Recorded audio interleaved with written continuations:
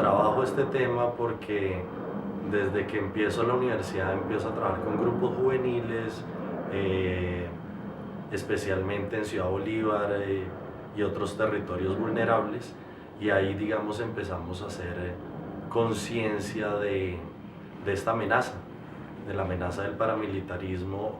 Yo creo que en Colombia se empieza a hablar en parapolítica a partir de las elecciones locales de 1997 y las elecciones de Congreso de 1998. Fue como el primer punto en donde se empezó a ver las alianzas que existían entre unos grupos paramilitares en consolidación en ese entonces con algunas facciones políticas locales. Y no es sino hasta el 2002 donde esas alianzas ilegales entre estos grupos paramilitares son muy evidentes en el territorio. Al igual que en el 2001 en Barranca Bermeja y en las ciudades del Caribe, del Caribe colombiano se empieza, digamos, a presentar una estrategia política de control de poblaciones y de territorios en las ciudades.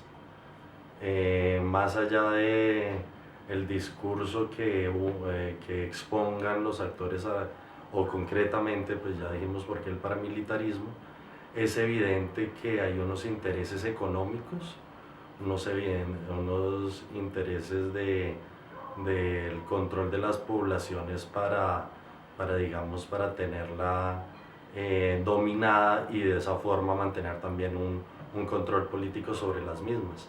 Entre el 97 y el 2000 es el periodo en el cual el ejército como tal que tenían los grupos paramilitares se consolida y se empieza a solidificar en gran parte del territorio nacional. Y esa fuerza que estaban teniendo en ese entonces requería un aparato político que les sirviera para satisfacer sus intereses que ellos tenían a nivel nacional y a nivel regional. Su primer elemento es el terror, es llegar a aterrorizar. Digamos que a diferencia de otros grupos, este es un grupo que busca es a partir del terror controlar a las poblaciones a partir del ejercicio de la violencia. Empiezan a ver las muertes desde los mismos miembros que los estaban protegiendo, y eran del DAS, de la policía. Incluso aparecían responsables algunos miembros de la inteligencia de militares. O sea que el plan estaba ya totalmente elaborado. Quienes iban a ejecutar todo ese proceso de eliminación de la fuerza de la Unión Patriótica estaban vinculadas con el Estado. De pronto en algunos lados fue un poco más violento que en otros, pero de alguna manera, por ejemplo, el Valle del Cauca. El Valle del Cauca fue una región en donde los paramilitares entraron muy fuerte y donde hubo muchos actos de violencia que terminaron, como dije antes, destruyendo el tejido social. Hubo asesinatos de políticos, de movilizaciones muy fuertes. Pero en otros lados de pronto la asociación entre políticos y ilegales fue un poco más pacífica. En el caso del departamento del Cesar, donde la cooptación por parte de los paramilitares o la consolidación de su territorio fue relativamente menos violenta que la que hubo en otros departamentos. Del 2003, 2004 se empieza a presentar una presencia clara de los actores paramilitares en la ciudad, de las AUC en su momento, y digamos bajo el discurso un discurso doble moral, que empezaron a llegar con panfletos diciendo que los niños buenos se acuestan temprano, los niños malos los acostamos, diciendo que muerte a las ratas, a los consumidores, pero digamos todo este discurso cargado de una postura moral, realmente lo que esconde es el control de las poblaciones y de los territorios. Empieza a consolidarse un ejército paramilitar, el cual 2, 3 años más adelante va a necesitar una fuerza política. Y esa fuerza política la empieza a ganar a partir del 98 y tiene su punto máximo en las elecciones del 2002, en donde aproximadamente 35% del Congreso tenía nexos con esos grupos. La gente identificaba dónde estaban, digamos, las casas de los paramilitares, pero ante todo la comunidad le tenía terror a ellos. Sí. Y ellos no relacionaban a ese actor con el político con el que votan. O sea, esa es la primera desconexión. Uno puede decir entonces, en primer lugar, que el paramilitarismo tenía una visión política y para eso necesitaba una facción política que liderara sus intereses a nivel local y a nivel nacional. Es por eso que ellos no arrancan a cooptar el Congreso, ellos empiezan a cooptar las alcaldías, los consejos, las gobernaciones y por último el Congreso de la República. ¿Para qué le sirven esas alianzas a un grupo ilegal? En primer lugar, para minimizar su visibilidad en el territorio, es decir, para minimizar su sanción penal por parte de las autoridades. Ellos necesitan órganos de control y políticos que eviten a toda costa que se inicien investigaciones en contra de estos grupos, en primer lugar. El segundo lugar, ellos necesitan aparatos políticos en el territorio que les garanticen seguridad, en donde ellos tienen, digamos, acción militar o donde extraen sus recursos. Tener un concejal, tener un alcalde o tener un congresista en alguno de esos territorios le garantizaron plena libertad a estos grupos para movilizarse, en primer lugar, para extraer recursos, para lavar dinero, para exportar droga al exterior. Y tristemente estas juntas de acción comunal hacen parte de todo este fenómeno. Ellas son encargadas y son un actor en todo esto que se denomina la mal llamada limpieza social. Ellos son los que le dan la entrada a estos grupos paramilitares que van llegando a los barrios. O sea, hay casi una convivencia entre las prácticas políticas clientelistas de toda la vida que llegan a la ciudad y estos nuevos grupos. Los paramilitares necesitaban recursos. Cualquier ejército en el mundo, sea legal o ilegal, necesita recursos, de los cuales tiene varias fuentes. Una fuente puede ser el secuestro, una fuente puede ser el lavado de activos, otra fuente puede ser la contratación estatal, otra fuente puede ser la extorsión y otra fuente puede ser el narcotráfico. Son las principales 5 fuentes que existen hoy en Colombia o han existido en Colombia en los últimos años para financiar a estos grupos ilegales. Y la asociación con estos políticos le permitían tener acceso a 2 principales fuentes: a la contratación estatal, la cual utilizaban para lavar activos, y usurpar las arcas de los municipios. El voto no es informado. Los votantes hoy no tienen la suficiente información sobre, primero, la importancia de votar, el efecto de un voto, las funciones que ejerce un congresista. Así es, desconocimiento frente al hecho que los conflictos tienen unas raíces económicas, unas raíces de falta de oportunidades de los pelados, y muchas veces no nos damos cuenta que son esta falta de oportunidades lo que lleva a la violencia, y muy rápidamente puede hacer uno la lectura que nuestra mayor problemática en los barrios sea la falta de seguridad, y entonces voto yo por el que supuestamente trae el discurso de la seguridad. Casi el 30-40% de los votantes que salen a votar el domingo electoral, cuando salen de su casa no tienen ni idea por quién van a votar. Toman la decisión por quién votar desde el momento que cierran la puerta de su casa hasta el momento que están diligenciando el tarjetón. Una de las acciones que emprendieron los paramilitares en su proceso de expansión territorial fue acabar con todo el tejido social existente en las regiones donde ellos querían actuar.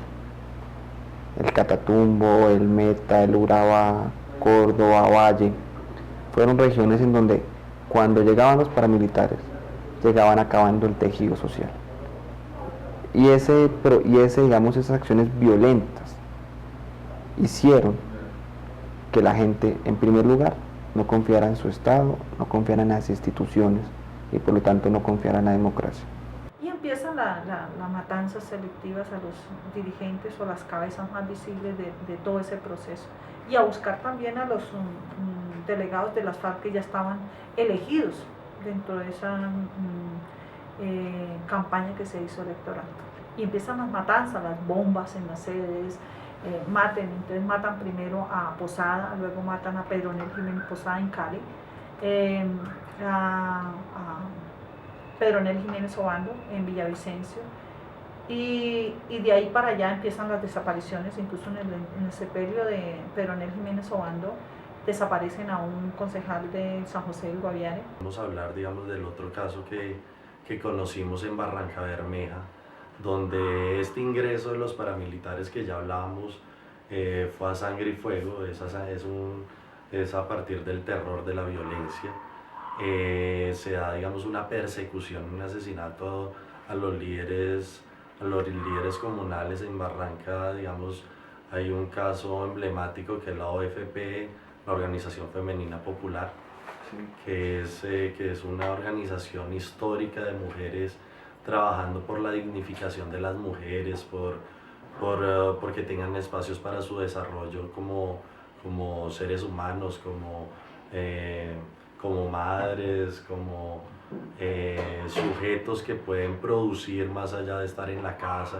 Bueno, digamos, cualificando a las mujeres. Hubo una persecución que lleva indudablemente a que se rompan los lazos de solidaridad en las comunidades. Una de las estrategias que utilizaron los grupos paramilitares fue eliminar la competencia política de sus contradictores,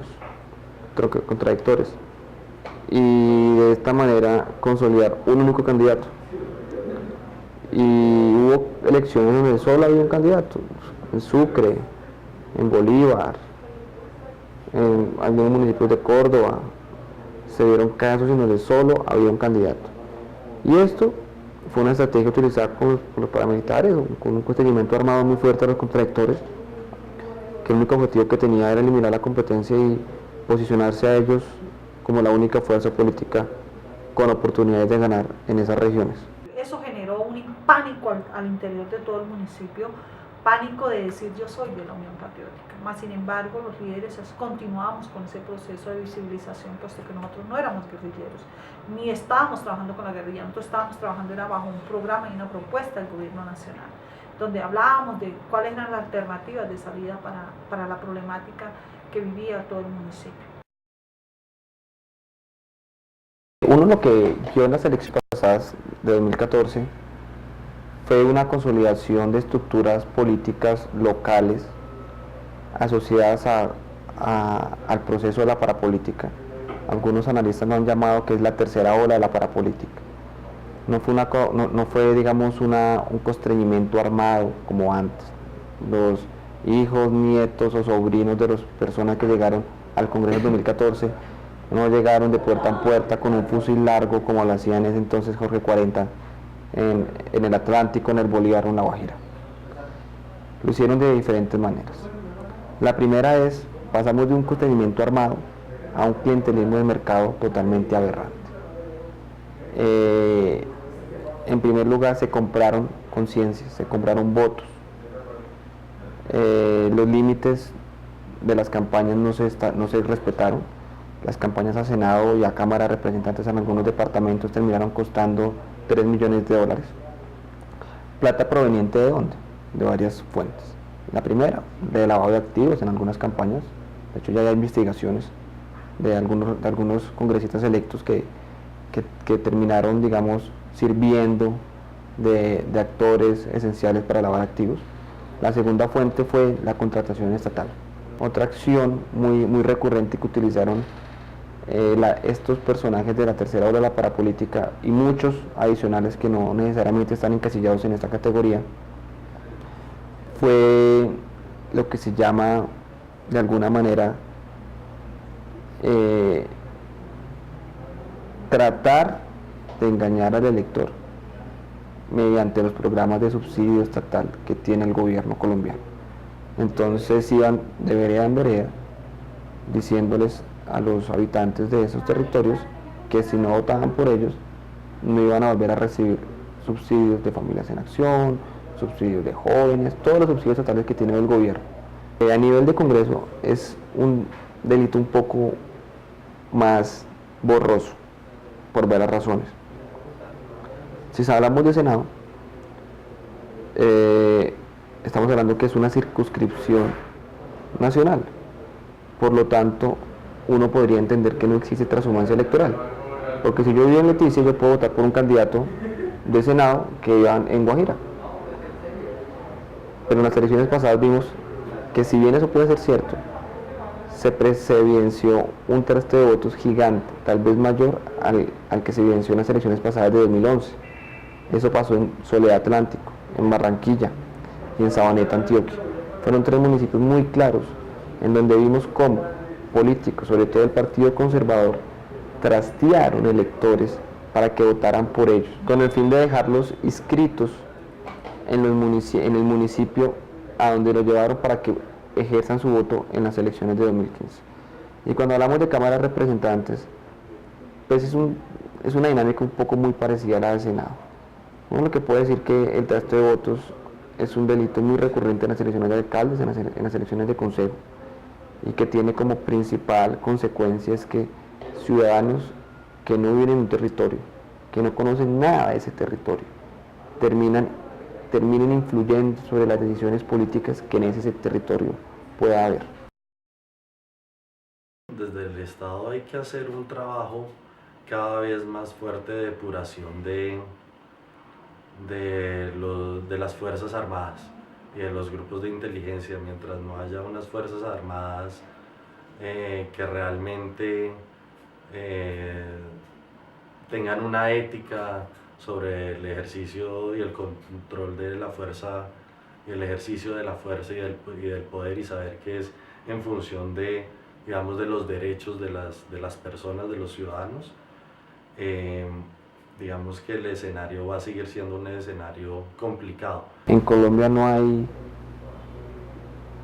una preparación y no hay instituciones que estén hoy trabajando para combatir las mafias electorales. Colombia existe hoy una criminalidad electoral totalmente avanzada, que va desde la inscripción de cédulas hasta el escrutinio de votos. Son grupos totalmente eficientes en su actuar, son grupos que mueven gran cantidad de dinero y tienen un gran conocimiento en la realización de actividades ilegales relacionadas con temas electorales. La lógica debe ser dejar de temerles a los actores y empezar a nuevamente a organizarnos y como comunidades empezar a arrinconarnos. Vemos a las comunidades indígenas cómo han hecho resistencia civil tanto a la guerrilla como a los paramilitares y los han sacado de su territorio. Se necesita desde la Fiscalía, el CTI, la Procuraduría, el Ministerio del Interior, la Contraloría, un cuerpo élite que tenga conocimiento pleno acerca de cómo enfrentar la criminalidad electoral. Mientras no sepamos cómo enfrentar la criminalidad electoral de manera grande, que veamos toda la foto y nos sigamos hoy centrando en los pequeños delitos, pues no vamos a poder cortar de raíz todo este tema de criminalidad real.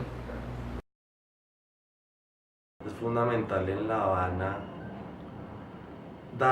nosotros como Estado darle la garantía a la gente que se alzó en armas que pueden venir a hacer política. Digamos que mientras usted no le dé al contrincante la opción de, digamos, de la reinserción y de que acá no se le va a venir y no se le va, digamos, a perseguir, sino que por el contrario va a poder ser vocero de una cantidad de sectores que no han sido representados, es, digamos, lo que yo creería que es más fundamental. Eso transita por pensarse en algún momento qué va a pasar con los hombres armados que están allá. No, en La Habana se está negociando a nivel político una posible reforma estructural a nivel electoral. Se está negociando el tema de las garantías a la oposición, por un lado. Por otro lado es la posibilidad que organizaciones sociales puedan ejercer política sin tener personería jurídica. Se están negociando una serie de problemas.